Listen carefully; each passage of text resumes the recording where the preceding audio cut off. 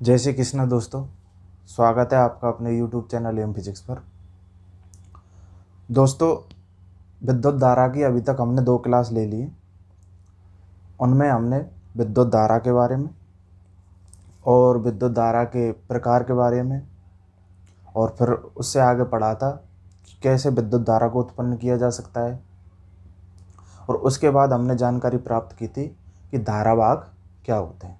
ठीक है, आज ये विद्युत धारा की तीसरी क्लास है और आज इसमें हम धारा घनत्व के बारे में जानकारी प्राप्त करेंगे। ठीक है, आइए समझते हैं धारा घनत्व। सबसे पहली क्लास में हमने विद्युत धारा के बारे में चर्चा की थी। मैंने आपको बताया था कि विद्युत धारा क्या होती है। मैंने बताया था कि इकाई समय में जो आवेश प्रवाह होता है उसी को क्या कहते हैं, हम विद्युत धारा कहते हैं। ठीक है, उसी प्रकार धारा घनत्व क्या होता है। कोई चालक है और उस चालक का जो अनुप्रस्थ का क्षेत्रफल होता है, जैसे कि इसको मान लें हम चालक, ये एक तार है या एक चालक है, ये इसकी लंबाई हो गई। इस लंबाई के लंबवत जो क्षेत्रफल होता है जो कि ये है, उसी को क्या कहते हैं, हम अनुप्रस्थ काट का क्षेत्रफल कहते हैं। ठीक है, या इसको मान लो ये इसकी लंबाई हो गई चालक की, और चालक की लंबाई के लंबवत क्षेत्रफल कौन सा हो गया, ये वाला हो गया। तो ये क्या हो गया, इसका अनुप्रस्थ काट क्षेत्रफल। तो चालक के अनुप्रस्थ काट के क्षेत्रफल के प्रति एकांक क्षेत्रफल से निकलने वाली जो धारा होती है उसी को क्या कहते हैं, हम धारा घनत्व कहते हैं। यही परिभाषा कह रही है क्या, कि किसी चालक के अनुप्रस्थ काट के क्षेत्रफल के लंबवत प्रति इकाई क्षेत्रफल से प्रवाहित धारा क्या कहलाती है, धारा घनत्व कहलाती है। अर्थात मैं इसको कह सकता हूं, इसको जे से रिप्रेजेंट करते हैं तो जे बराबर होता है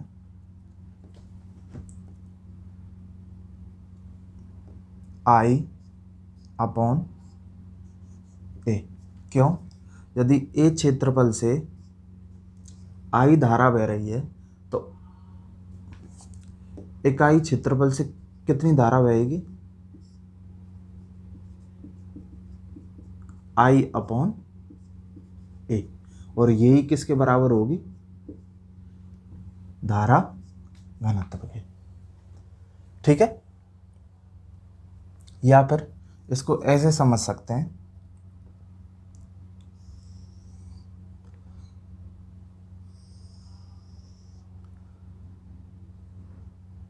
ये कोई चालक है। ठीक है, और इसमें से धारा प्रवाहित हो रही कितनी,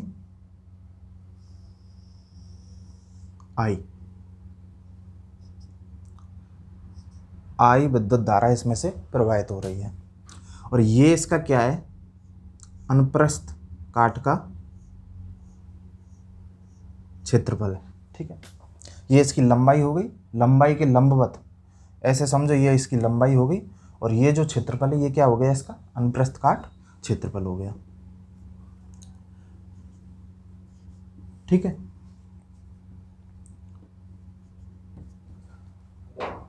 तो इस कंडीशन में ये क्या हो गया, क्षेत्रफल ए। ठीक है, तो धारा घनत्व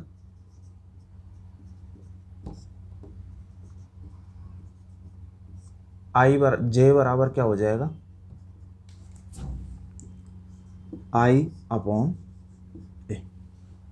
ठीक है, ये तो हो गई इसकी नॉर्मल कंडीशन, लेकिन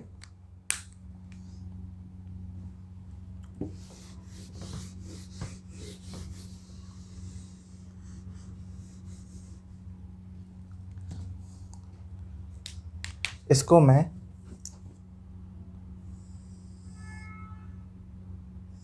ये चालक हो गया। ठीक है,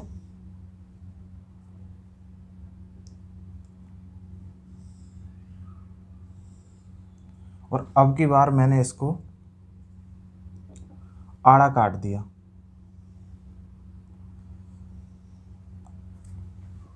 ठीक। और इसमें से प्रवाहित हो रही धारा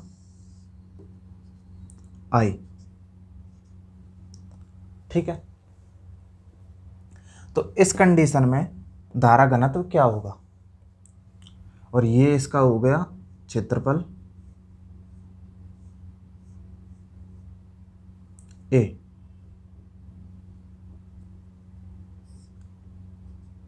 जो कि लंबवत होगा किसके, इस सतह के।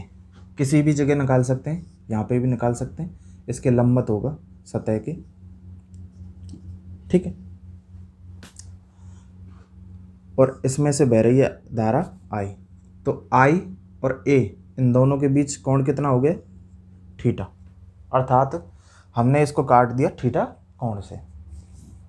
तो इस कंडीशन में धारा घनत्व कैसे निकालेंगे, क्या ये जो क्षेत्रफल हमें A दे रखा है, क्या ये अनुप्रस्थ काट का क्षेत्रफल है,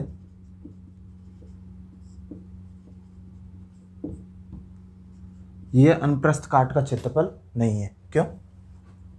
अनुप्रस्थ काट का क्षेत्रफल क्या होता है, जो चालक की लंबाई होती है उसके लंबवत जो क्षेत्रफल होता है उसी को क्या कहते हैं हम, अनुप्रस्थ काट का क्षेत्रफल कहते हैं। ये इसके लंबवत, ये इसकी लंबाई हो गई, ये इसके लंबवत नहीं है, कितने कोण पर है, थीटा कोण पर। तो इसका अनुप्रस्थ काट का क्षेत्रफल क्या होगा,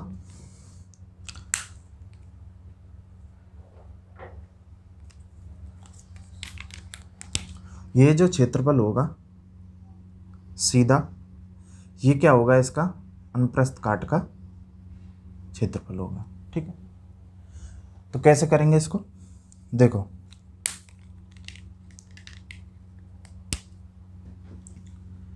ये धारा I हो गई, ठीक है, ये क्षेत्रफल A हो गया,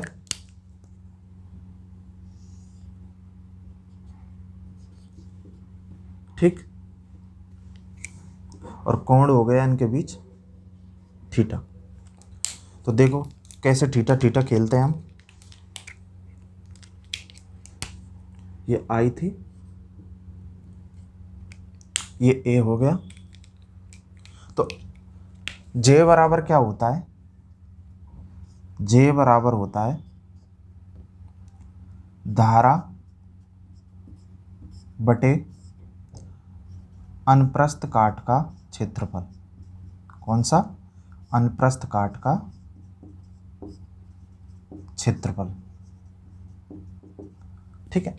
तो धारा तो हमारे पास I हो गई, अनुप्रस्थ काट का क्षेत्रफल अभी हम निकाल रहे हैं। तो ये जो वाला क्षेत्रफल है ये कौन सा है, अनुप्रस्थ काट का क्षेत्रफल। तो क्षेत्रफल हमको इस कंडीशन में दे रखा है थीटा कोण पे, ठीक है। ये वाला क्षेत्रफल हमको दे रखा है क्वेश्चन में, निकालना कौन सा है हमको, ये वाला, ठीक है।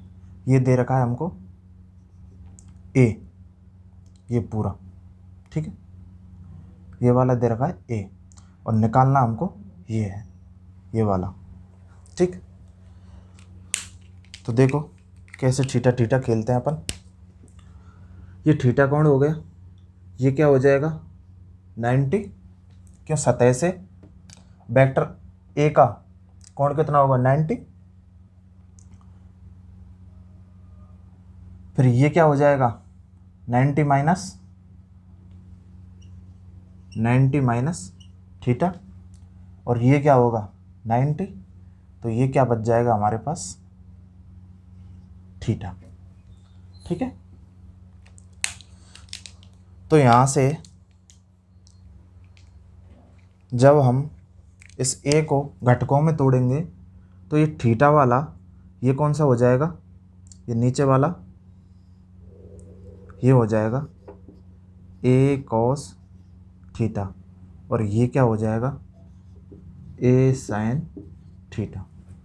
तो हमें कौन सा क्षेत्रफल चाहिए था, ये वाला, तो ये क्या निकल के आ गया हमारे पास A cos थीटा।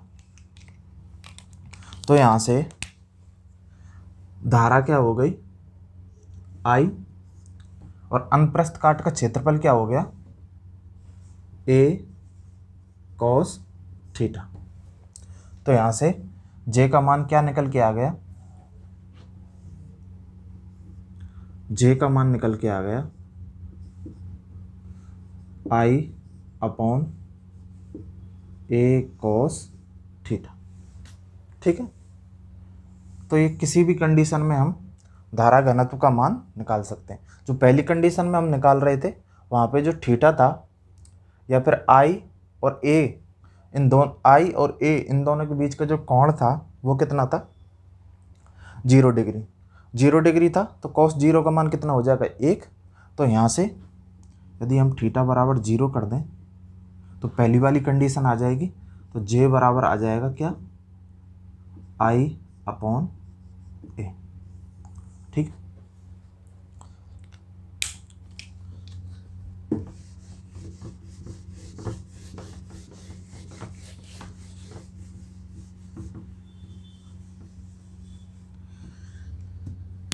तो इसको हम ऐसे भी लिख सकते हैं कि I बराबर JA cos थीटा। ठीक है, और cos थीटा कब आता है जब दो सदिशों के बीच ये क्षेत्रफल सदिश हो गया और ये धारा घनत्व हो गया। तो दोनों सदिशों के बीच कौन सा गुणनफल हो अदिश गुणनफल या फिर डॉट प्रोडक्ट हो तो उस कंडीशन में क्या आता है cos थीटा आता है। ठीक है, तो इसको लिख सकते हैं I बराबर J/A। ठीक है, तो इसको ऐसे भी लिखा जा सकता है। अब यदि हम इसको ऐसे मान लेते कि क्षेत्रफल को तो मान लेते dA, ठीक, और I को मान लेते DI। उस कंडीशन में J क्या हो जाता J हो जाता DI/DA और यहाँ पे n वेक्टर। ठीक है, या फिर यहाँ से DI निकालूं तो DI निकल के आएगा JDA। ठीक, इसका संपूर्ण मान निकालने के लिए क्या करना पड़ेगा इसका समाकलन या दोनों तरफ समाकलन करना पड़ेगा। तो दोनों तरफ जब समाकलन करेंगे JDA तो ये हो जाएगा I बराबर J.DA। ठीक है, या फिर यहाँ से निकल के आ जाएगा I बराबर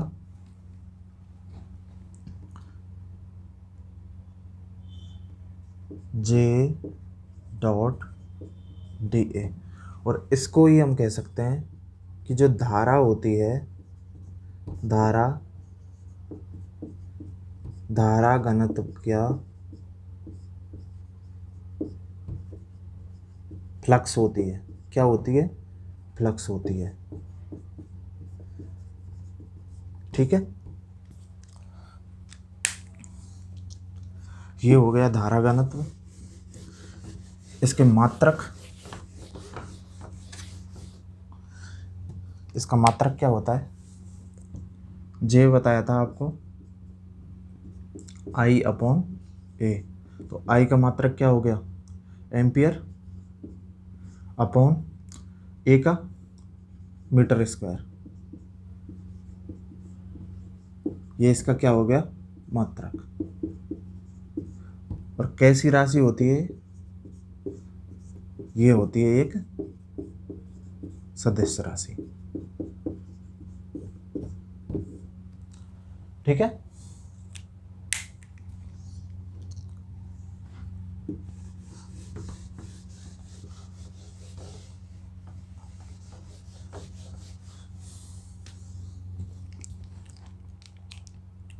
अब क्वेश्चन देख लेते हैं। जैसे पहला क्वेश्चन देखते हैं, एक खोखले बेलनाकार चालक की काट क्षेत्रफल की आंतरिक और बाह्य त्रिज्याएं A तथा B हैं। इस चालक की लंबाई के अंदिश प्रवाहित धारा I है, तो धारा घनत्व ज्ञात करें। देखो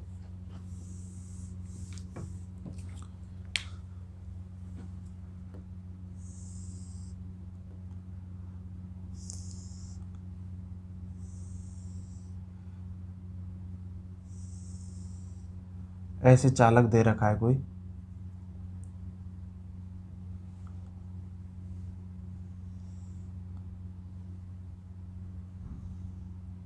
ठीक है।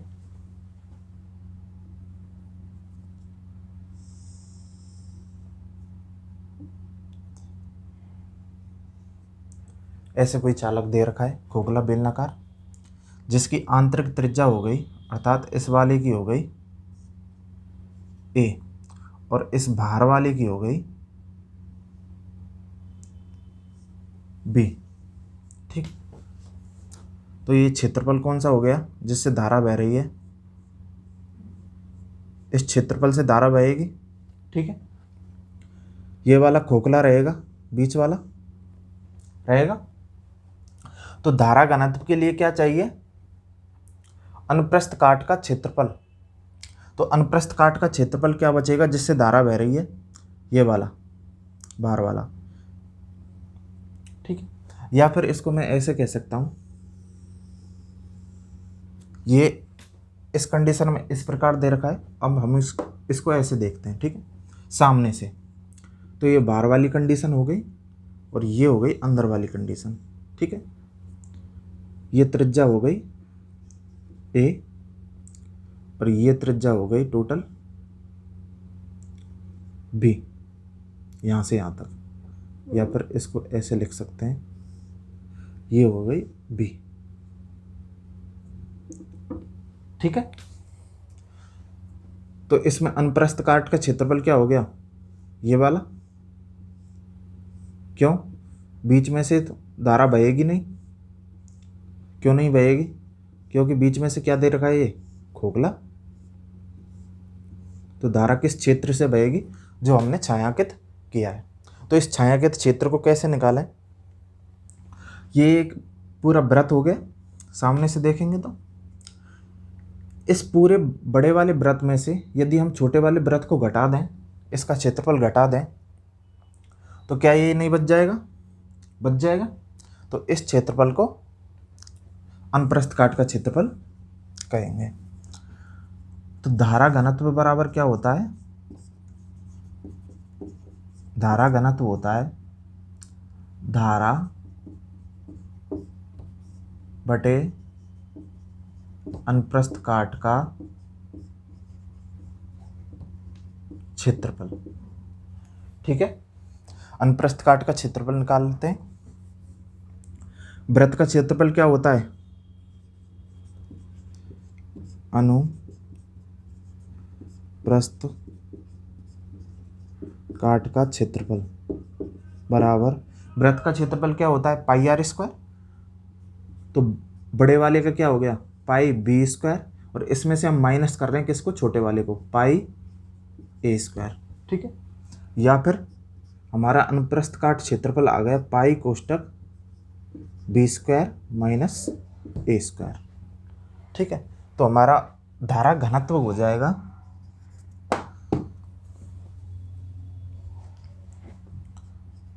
धारा घनत्व बराबर, आई कितना दे रखा है, यह धारा कितनी दे रखी है, आई बटे पाई बी स्क्वायर माइनस ए स्क्वायर। ये क्या होगा हमारा आंसर, ठीक है।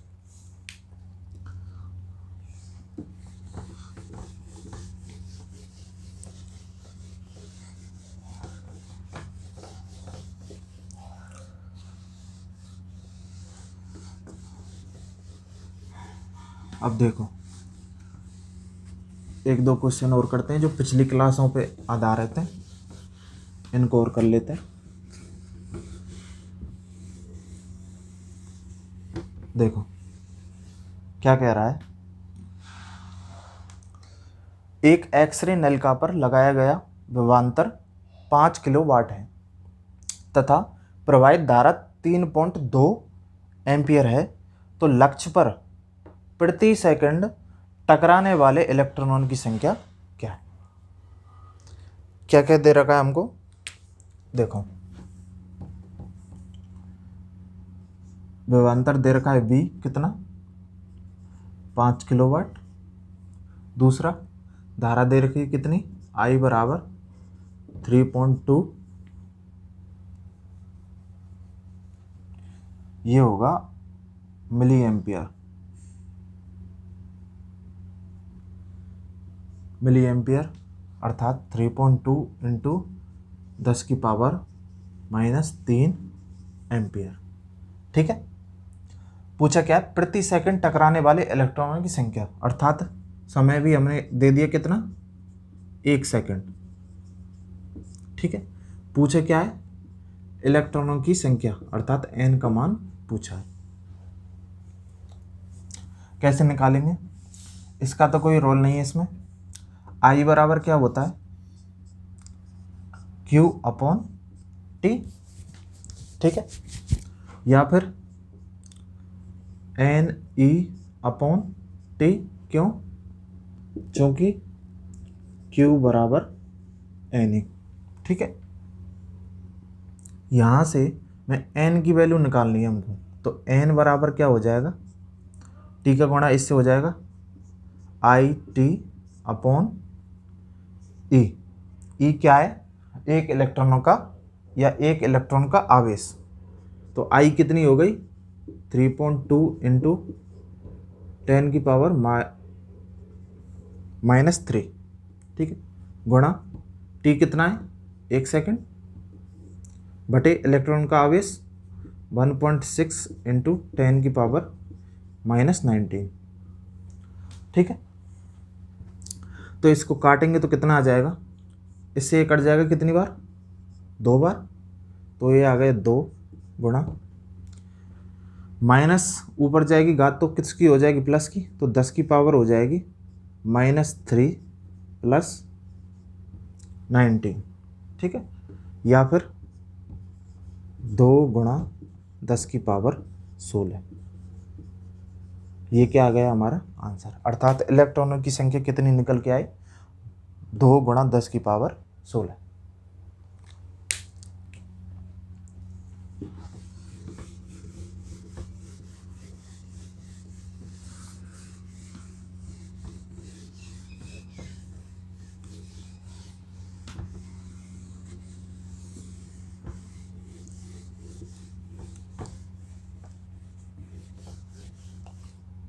देखो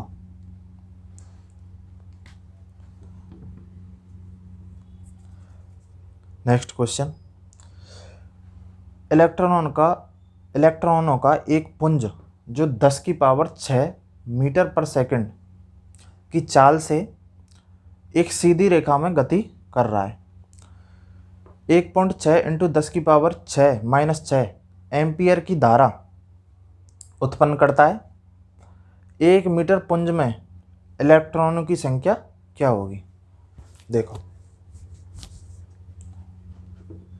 गति कर रहा है, 1.6 इंटू 10 की पावर -6 एम्पियर की धारा उत्पन्न कर रहा है, तो 1 मीटर पुंज में इलेक्ट्रॉनों की संख्या क्या होगी। देखो वही पूछिए इलेक्ट्रॉनों की संख्या, ये क्या होती है, I बराबर Q अपॉन T। ठीक है। Q क्या हो गया, NE अपॉन T, और T क्या होता है, दूरी बटे समय। ठीक है। तो दूरी मान ले हम x है, सॉरी समय क्या होता है, दूरी बटे चाल या दूरी बटे वेग। तो x यदि दूरी है तो वेग को मान लेते हैं v। ठीक है। तो यहाँ से t की वैल्यू रखेंगे तो क्या आ जाएगी, NE upon x upon b, या फिर I बराबर NEB अपॉन x। ठीक है। ये सारे मान हमको दे रखे हैं तो इनको रखेंगे, तो यहाँ से n की वैल्यू हमें निकालनी है, तो n की वैल्यू क्या हो जाएगी, n बराबर I इंटू एक्स बटे में EB। ठीक है। तो n बराबर I कितना है, 1.6 इंटू 10⁻⁻6 एम्पियर, और x कितना है 1 मीटर। ठीक है, ई पर आवेश कितना होता है 1.6 इंटू 10⁻⁻19 इंटू बी कितना है 10⁻6। ठीक, काटा मारी मारो तो ये कट जाएगा आपस में, तो n का मान निकल के आएगा क्या 10⁻, ये ऊपर जाके माइनस की हो जाएगी तो -6 और ये किसका हो जाएगा प्लस का, +19, या फिर n आ गया 10⁻7। ठीक है, तो इलेक्ट्रॉनों की संख्या कितनी निकल के आई 10⁻7।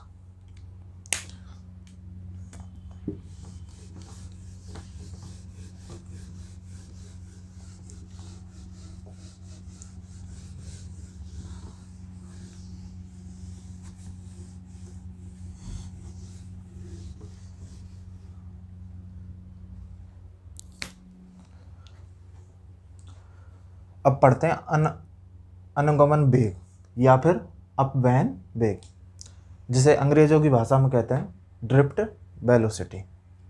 ठीक है, क्या होता है अपवहन वेग? चालक के सिरों पर विभवांतर आरोपित करने पर धारा प्रवाह के दौरान चालक के अंदर इलेक्ट्रॉन की गति किसके कारण होती है? अपवहन वेग के कारण होती है। या फिर इसको ऐसे परिभाषित कर सकते हैं कि विद्युत क्षेत्र के कारण चालक में जो इलेक्ट्रॉन होते हैं, जिस वेग से वो धनसिरे की ओर अग्रसर होते हैं या धनसिरे की ओर जाते हैं, उसी वेग को क्या कहते हैं? उसी औसत वेग को हम क्या कहते हैं? अपवहन वेग या अनुगमन वेग कहते हैं। ठीक है, कैसे? देखो,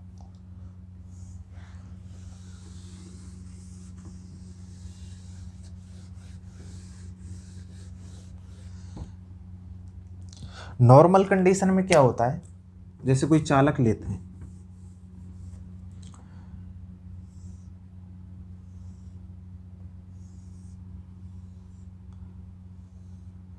नॉर्मल कंडीशन में क्या होगा, इसमें अचल धनायन होते हैं। ठीक है, और चल इलेक्ट्रॉन होते हैं या मुक्त इलेक्ट्रॉन होते हैं। ठीक है, तो जब इस कंडीशन में, जब इस पर कोई ना विभवांतर लग रहा है ना विद्युत क्षेत्र लग रहा है, उस कंडीशन में क्या होगा, ये जो इलेक्ट्रॉन होते हैं ये यादृच्छिक गति करते हैं।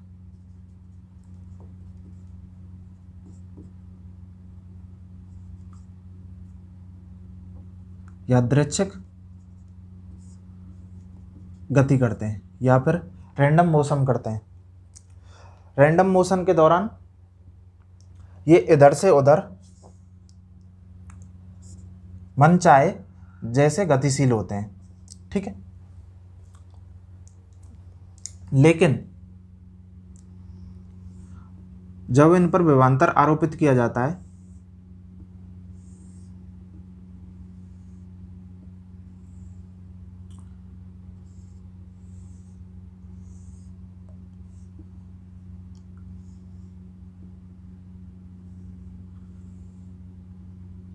ये विभवांतर लगा दिया, ये कोई सेल है प्लस माइनस, जब सिंगल दे रखा हो तो ये सेल होता है, तो ये लगा दिया हमने विभवांतर, ये प्लस सिरा ये माइनस सिरा। ठीक है, ये अचल धनायन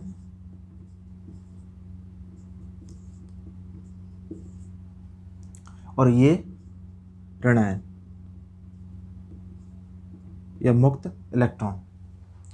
ठीक है, अब क्या होगा, जब विभवांतर लगाएंगे तो विद्युत क्षेत्र लगेगा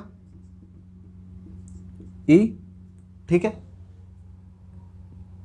तो अब ऐसे समझ सकते हैं, जब इन पर विद्युत क्षेत्र लगा देते हैं तो जो इलेक्ट्रॉन है वो धनावेश की ओर गतिशील होंगे। ठीक है, और जो धनायन है वो ऋण सिरे की ओर अग्रसर होंगे। ठीक है, दो तरीके से समझ सकते हैं। विभव के हिसाब से देखेंगे तो जो धनायन होगा वो क्या करेगा, उच्च विभव से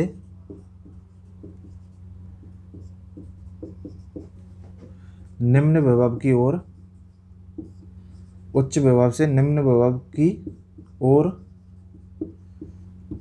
गतिशील होगा। ठीक है। लेकिन ऋणायन या इलेक्ट्रॉन निम्न विभव से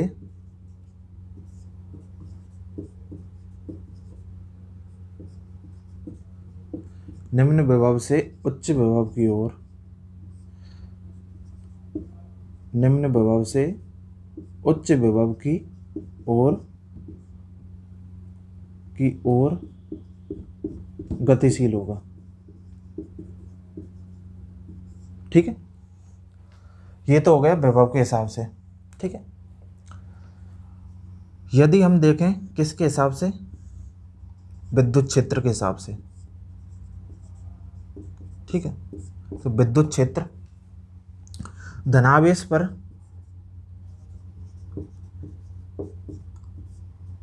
अपनी दिशा में या अपनी दिशा के अंदिश बल लगाएगा। ठीक है, और ऋणायन पर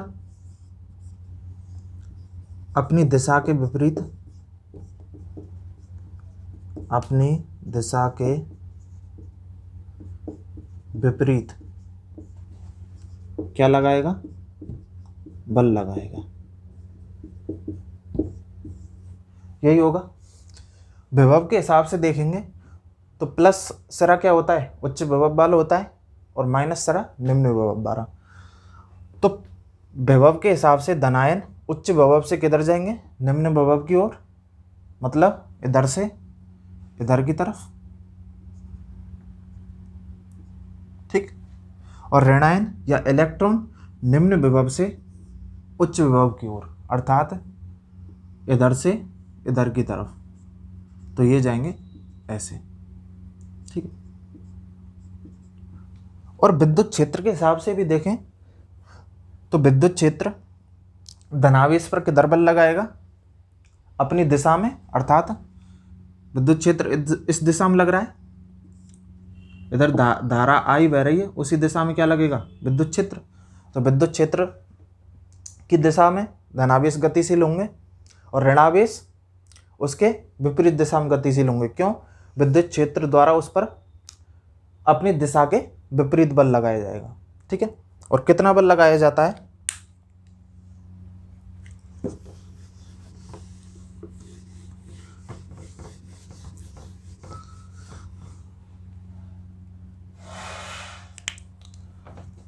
ये बल लगाया जाता है कितना, Q बराबर या F बराबर QE। ठीक है, ये बल लगता है धनावेश पर भी और ऋणावेश पर भी। धनावेश पर अपनी दिशा में लगाता है, ऋणावेश पर अपनी दिशा के विपरीत दिशा में लगाता है। तो इसको इलेक्ट्रॉन के लिए लें तो ये हो जाएगा MEAE। ME क्या हो गया, इलेक्ट्रॉन का द्रव्यमान हो गया, और AE इलेक्ट्रॉन का त्वरण। ठीक है, और इलेक्ट्रॉन का आवेश कितना होता है, E, और E विद्युत क्षेत्र, या फिर AE निकल के आएगा यहाँ से E/ME।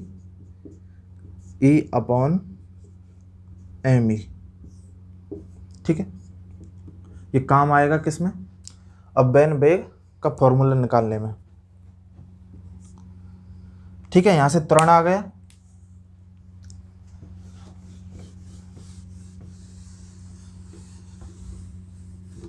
अब देखो,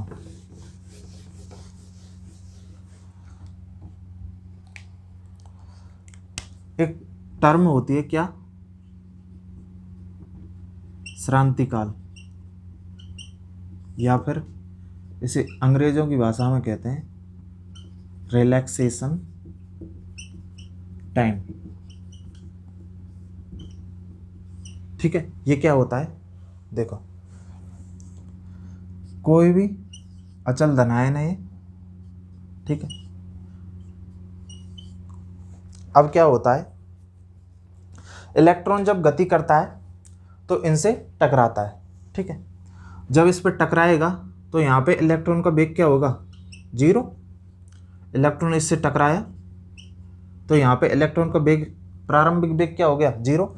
0 से स्टार्ट करना पड़ेगा, फिर इससे टकराएगा, ठीक है। फिर यहाँ से प्रारंभिक वेग क्या हो जाएगा इसका, 0, ठीक है। फिर जाएगा और फिर टकराएगा, और मान लेते हैं कि टकराने से पहले इसका वेग है v, ठीक है। तो दो टक्कर या फिर चालक में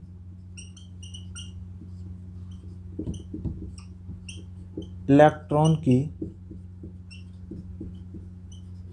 दो क्रमागत क्रम से, पहली टक्कर यहाँ पे हुई और दूसरी टक्कर यहाँ पे हुई, तो इन दोनों के जो बीच में टाइम लगा टक्कर होने में, पहली टक्कर हुई और फिर दूसरी टक्कर हुई, इस दौरान जो समय अंतराल था वही क्या कहलाता है, हमारा श्रांति काल।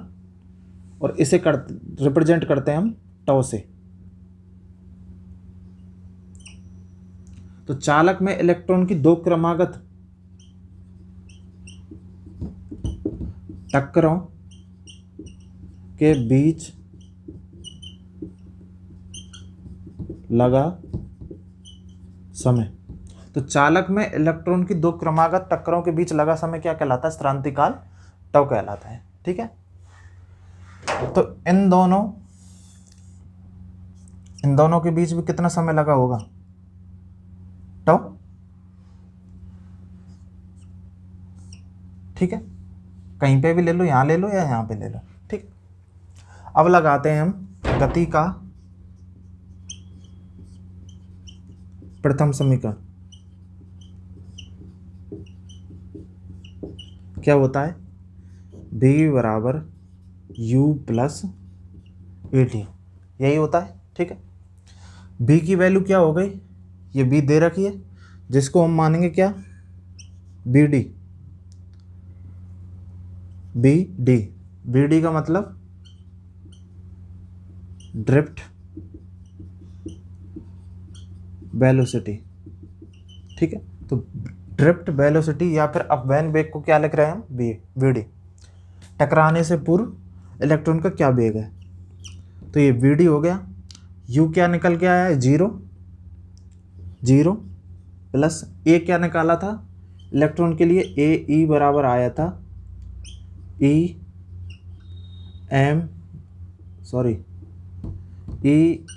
अपॉन me, ये निकल के आया था। तो इसको रखो यहाँ पे, तो ये हो जाएगा e अपॉन me, ठीक है। और t क्या है, टॉ के बराबर, ठीक है। तो यहाँ से bd क्या निकल के आया, bd बराबर निकल के आया e टॉ अपॉन me। ये हमारा क्या निकल के आया है, अपव्यन वेग का फॉर्मूला या फिर अनुगमन वेग का फॉर्मूला, ठीक है।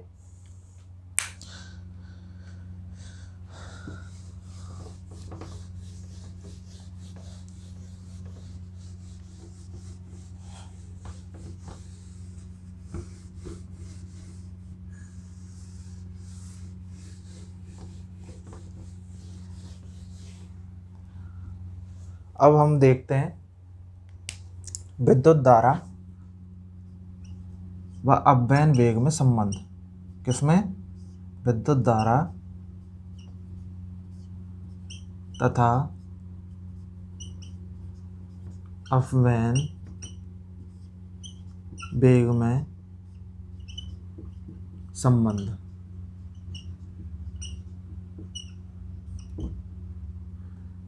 इन दोनों में क्या संबंध होता है।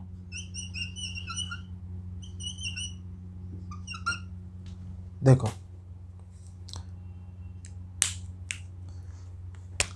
कोई चालक ले लेते हैं,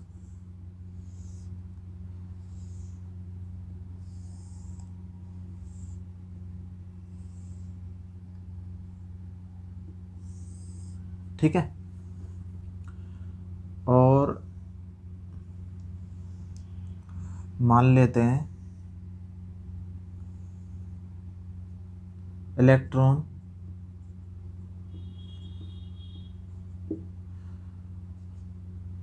बीडी वेग से अग्रसर है, ठीक है, और ये क्षेत्रफल है ए, और ये भी क्षेत्रफल है कितना, ए, ठीक है।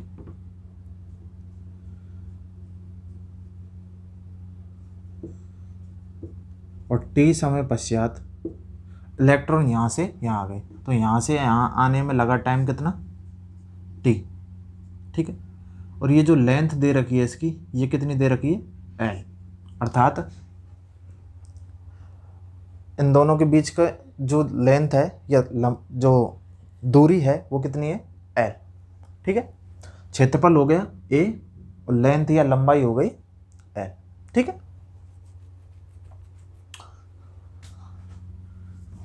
आई बराबर क्या होता है, आई बराबर होता है Q अपॉन टी, ठीक है। तो सबसे पहले हम निकालते हैं आवेश, ठीक है। विद्युत धारा और अपव्यय वेग में संबंध निकालना है, तो आवेश को निकालते हैं किसकी फॉर्म में, बीडी की फॉर्म में, या फिर ड्रिफ्ट वेलोसिटी की फॉर्म में। क्या करेंगे, मान लेते हैं, माना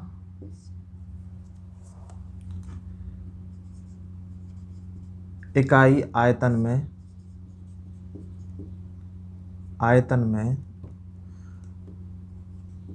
माना इकाई आयतन में जो इलेक्ट्रॉनों की संख्या है वो कितनी है, n।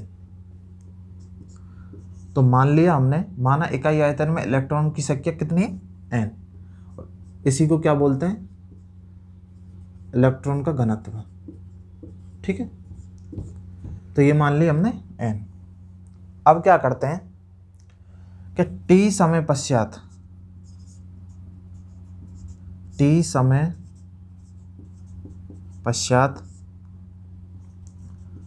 अनुप्रस्थ काट क्षेत्रफल से,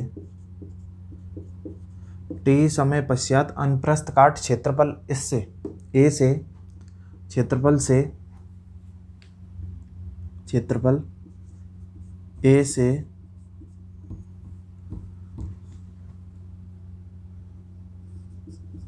प्रवाहित इलेक्ट्रॉन की संख्या क्या होगी, प्रवाहित इलेक्ट्रॉन की संख्या क्या होगी, n गुणा आयतन, यही होगी। क्यों, इकाई आयतन में कितनी है, n, तो इस पूरे आयतन का निकालना है, अर्थात t समय में कितना आयतन हो गया, ये तो हो गया, ये क्षेत्रफल से l लंबाई तक, यही तो आयतन हो गया। तो आयतन हो गया कितना, n गुणा a इंटू एल, क्षेत्रफल इंटू लंबाई, क्या हो गया, आयतन। अर्थात इलेक्ट्रॉन की संख्या हो गई कितनी, NaL, या फिर जिसको मान लेते हैं n, ठीक। अब क्या करते हैं, निकालना क्या है हमको I के लिए, Q। तो t समय में या t समय पश्चात अनुप्रस्थ काट क्षेत्रफल ए से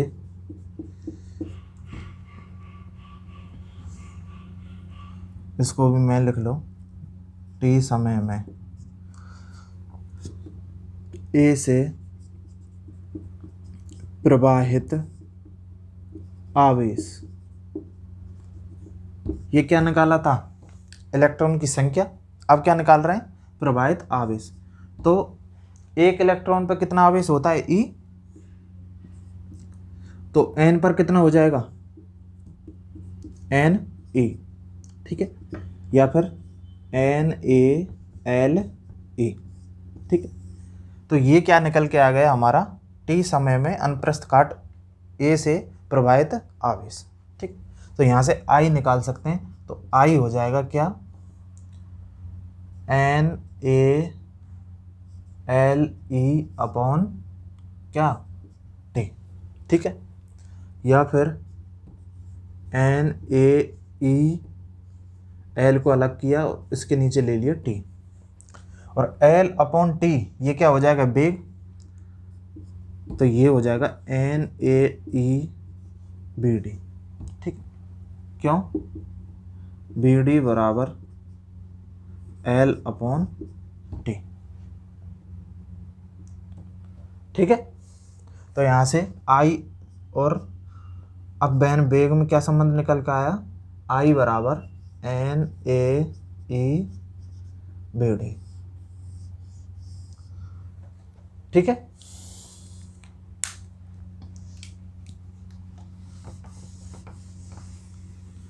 ये संबंध आ गया आई और बी डी में। अब एक चीज और,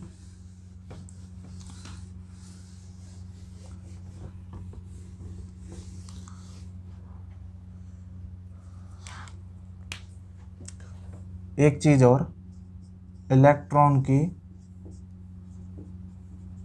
गतिशीलता, ये क्या होती है, ये होती है इकाई विद्युत क्षेत्र में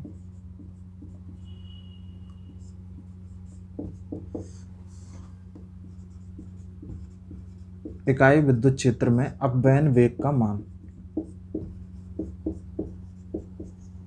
इकाई विद्युत क्षेत्र में अपव्यय वेग का जो मान होगा वही क्या कहलाएगा, इलेक्ट्रॉन की गतिशीलता, या फिर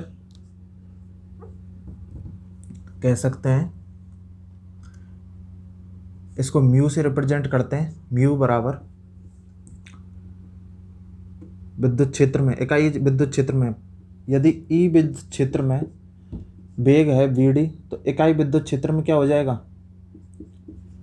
बी डी अपॉन ई, अर्थात तो म्यू बराबर बी डी अपॉन ए। ये क्या हो गई, इलेक्ट्रॉन की गतिशीलता, ठीक है। इसका जब मात्रक निकालेंगे तो ये मात्रक निकल के आएगा क्या, मीटर स्क्वायर इंटू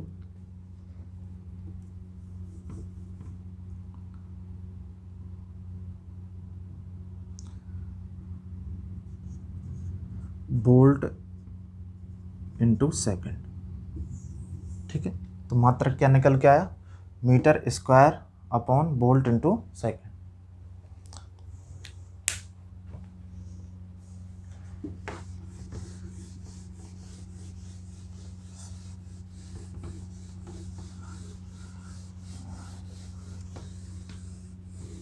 अब देखो कुछ और चीज़ें समझते हैं।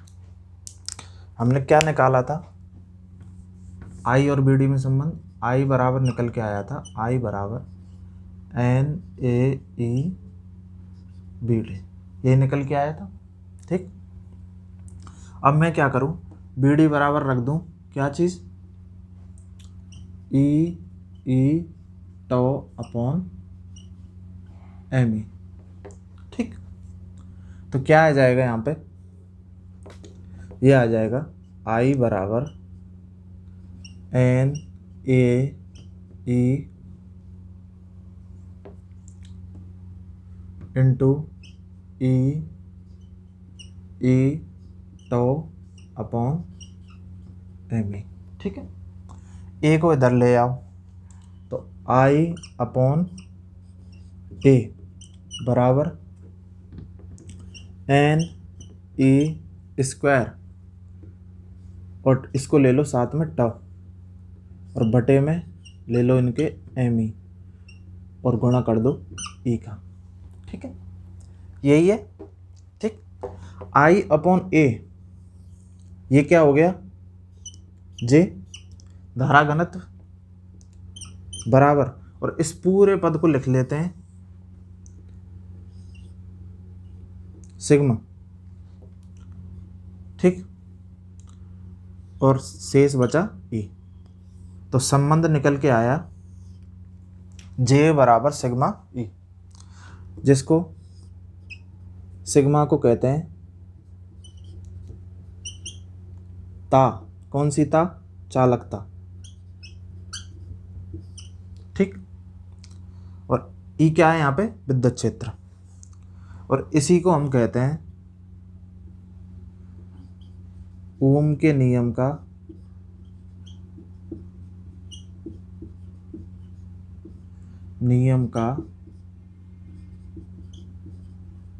सूक्ष्म रूप, ठीक है। ये निकल के आ गया हमारे पास ओम के नियम का सूक्ष्म रूप।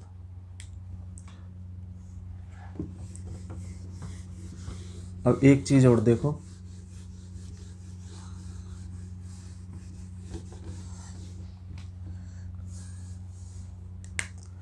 एक चीज होती है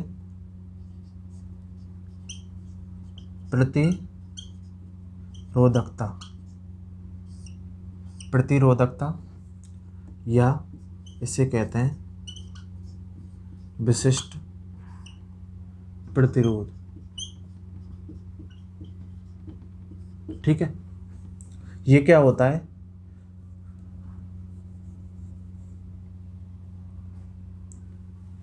ये होता है 1 चालकता, ठीक है, और इसको रो से रिप्रेजेंट करते हैं, तो रो बराबर 1 चालकता, ठीक। चालकता क्या है, 1 सिग्मा, ठीक, और सिग्मा का अभिमान निकाला था हमने क्या, 1 e square tau upon m e, ठीक है, यही निकल के आया था, n e square tau upon m e, या फिर एम ई आ जाएगा ऊपर, तो m e upon n e square tau. तो यहाँ से रो का मान निकल के आ गया क्या, m e upon n e square tau, ठीक है। एक चीज और,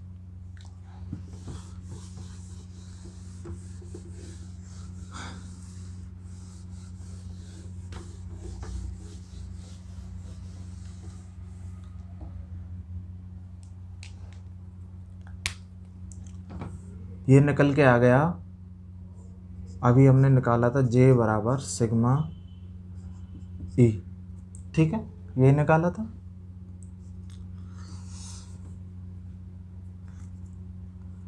जे को मैं लिख दूं आई अपॉन ए बराबर, इसको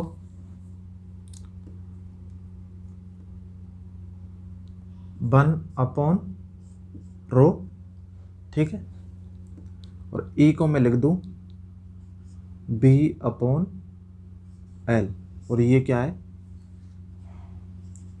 विभवांतर, और ये चालक की लंबाई किसकी, चालक की, ठीक है, ऐसे समझो।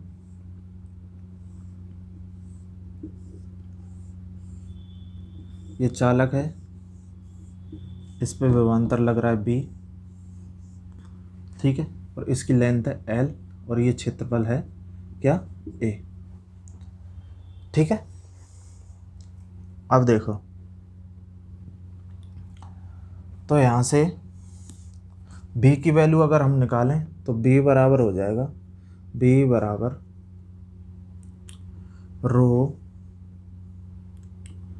एल अपॉन ए इंटू आई, ठीक है, यही होता है। और ये पूरा पद इस चालक के लिए क्या रहता है, कांस्टेंट, ठीक है, इस चालक के लिए, ठीक है। तो B बराबर यहाँ से निकल के आएगा RI, और यही क्या होता है हमारा ओम का नियम, ठीक है।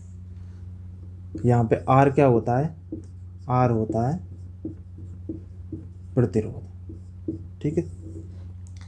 तो इससे आगे की कहानी हम देखेंगे अगली वीडियो में, और इससे अभी तक जो हमने टॉपिक पढ़े हैं इनसे रिलेटेड कुछ क्वेश्चन न्यूमेरिकल देखेंगे।